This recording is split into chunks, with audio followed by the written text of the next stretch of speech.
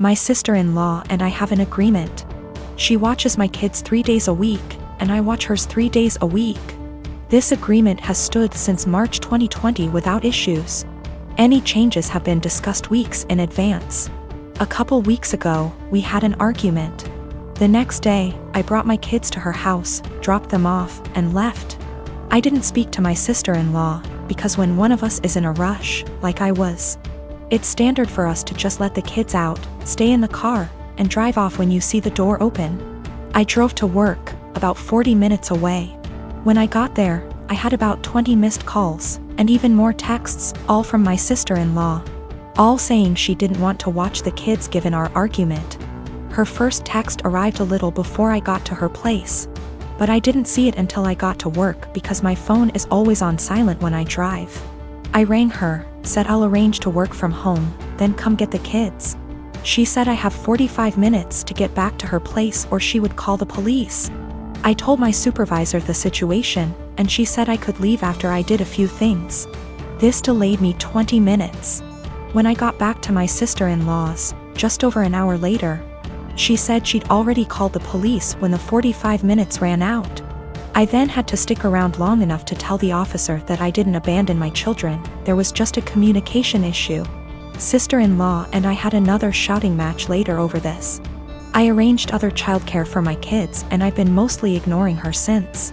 However, she reached out and apologized, and has asked if I'd be willing to go back to the old childcare arrangement. I work with kids.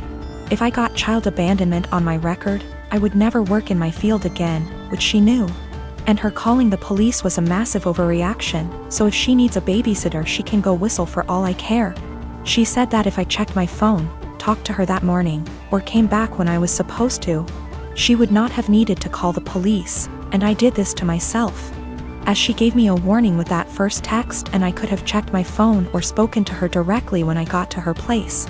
All of which she says she would have done if she were in my position, given that we'd argued the night before. I've told her that if she thinks I'm babysitting for her, she's delusional, and she's on her own. Because of my refusal, it's looking like she may have to quit her job because my brother and her would pay more for a babysitter than they would earn from her working. My mother and brother have both called me an arsehole because there were no consequences to her calling the police, and that while she overreacted, she's apologized, so if I really forgive her, I'll let us move on. This income loss would also mean that she, my brother, and my niece and nephew might need to move somewhere cheaper. That my brother might have to take on extra hours at work. And in an extreme scenario they may even be completely unable to live independently, meaning they'd have to move in with her parents, who live several hours away. Me and my daughter, Anya, are from India. Our native language is Hindi.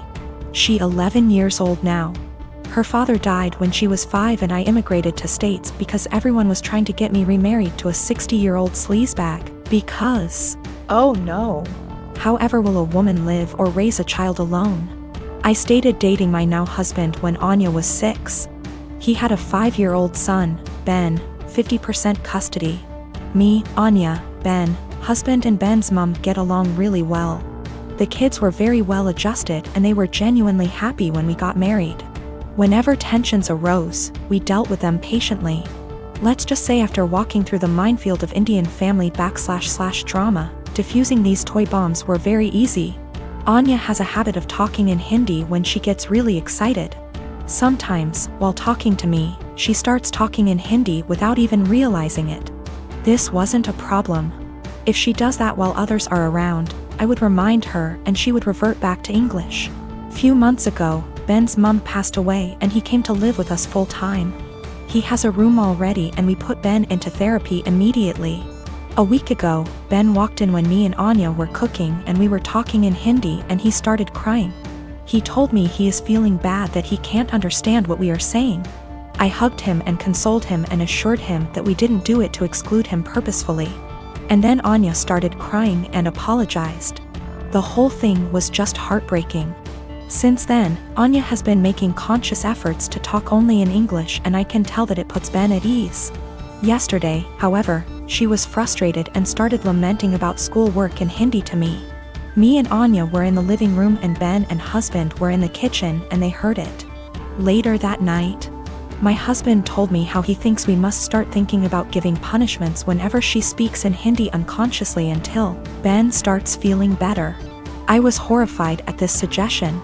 I have never pulled the "she is my daughter, not yours" card.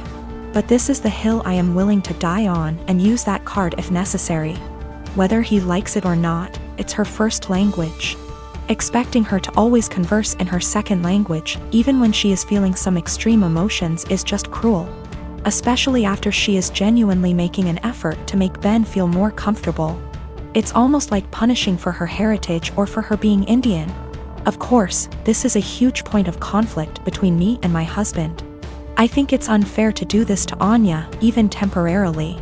He thinks me and Anya are unnecessarily making feel Ben bad while he is mourning his mother, while we can try and prevent it. Both of us are conflicted here. I'm a 19-year-old F with 6 older siblings. My parents spent most of my childhood spending money they didn't have on my siblings, so by the time I hit my teenage years, I realized I was probably going to have to fend for myself financially when I turn 18. I started babysitting and doing odd jobs around my neighborhood when I was 14, and eventually got part-time jobs during the school year. By the time I was 16, I was working 3 jobs in the summer and 2 in addition to school. When my parents told me they couldn't pay for college, I'd already earned enough, along with scholarships, to be able to put myself through college and have plenty left over. I've continued to work during the school year, and have been able to make money during quarantine by tutoring online. The issue began a few months ago, when my eldest sister got married. My parents spent 30 grand on her wedding, taking out a second mortgage to do so.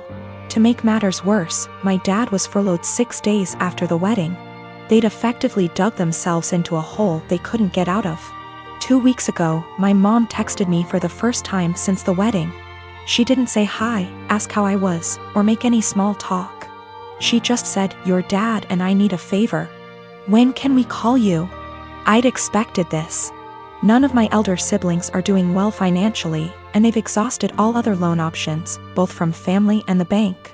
I figured they would text me, ask me to loan them a few thousand, and promise to pay it back when they could figure things out. I was absolutely willing to pitch in a few thousand, and had even considered giving them some of my tutoring jobs so they could make some extra cash. I was not, however, expecting them to demand I give them all the money, close to $40,000. I'd made from the ages of 14 to 18. The exact statement my mom had made was, "You made that money under our roof. We were the ones who allowed you to work, so you only have it because of us anyway. We bought you food and clothes for 18 years. That money is only a fraction of what you owe us," and so on. I said that food, clothes, and shelter were the very minimum. It's what they signed up for when they chose to become parents. I didn't ask for any of it, etc. They responded by telling me that if it wasn't for them, I wouldn't have the life I have today. I said they were being ridiculous, and hung up. Since that day, both, along with 2 of my siblings, have continuously hounded me about giving them what is rightfully theirs. My siblings, who have never been asked to give them money, are still professing that it's my job as their kid to take care of them. I told them they wouldn't see a cent of my hard-earned money, and have no right to make such a request. I'm torn. I feel awful for refusing to help them out, but on the other hand, this was their fault. I feel I shouldn't be responsible for fixing their mess.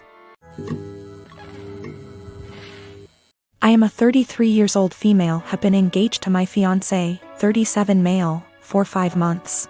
We don't share finance because that's what he wants. I got a raise on my salary. Now I earn 30% more than he does, and I notice that he's been using this to ask me to pay for him and his friends. Whenever I say no, or why should I pay for this, he'd respond with the 30%, that's why. He acts as if the 30% is unfair or that I'm not deserving of it. Several times he has tricked me to pay for his and his friends' meals by asking me publicly. Let me say that I'm too nice to say no. I hate confrontation, especially when we're at a public place like a restaurant, so I just grin and pay. Last Tuesday, he asked me to join him and his buddies for dinner.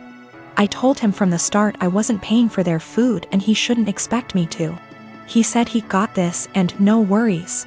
We got to the restaurant. met his friends, ordered food. And in the middle of the meal he leaned in and whispered that I would be paying for everything he and his friends ordered. I got so mad I whispered back, no. But he probably relied on me not causing a scene in public and in front of his friends. He said, "You have enough money, you could pay for everyone's food, 30%, remember?" I was fuming inside.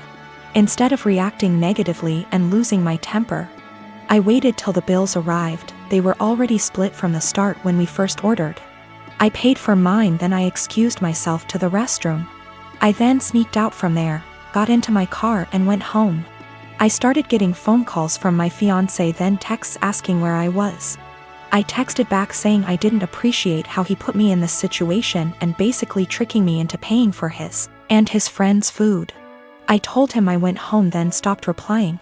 An hour later he came and started yelling at me, calling me selfish, irrational, cheapskate and childish for sneaking out like that and leaving him stuck with a bill he could not pay. He had to call his brother for help. We had a loud argument, then he walked out. His friends didn't speak to me on this, but he told me they're disappointed in my behavior and are telling him to take time and reflect on the type of woman he's gonna be married to. He said that because the restaurant wasn't expensive, then I could have just paid. He admitted not telling me about it till later, knowing I'd refuse. He still thinks my reaction was childish and unacceptable.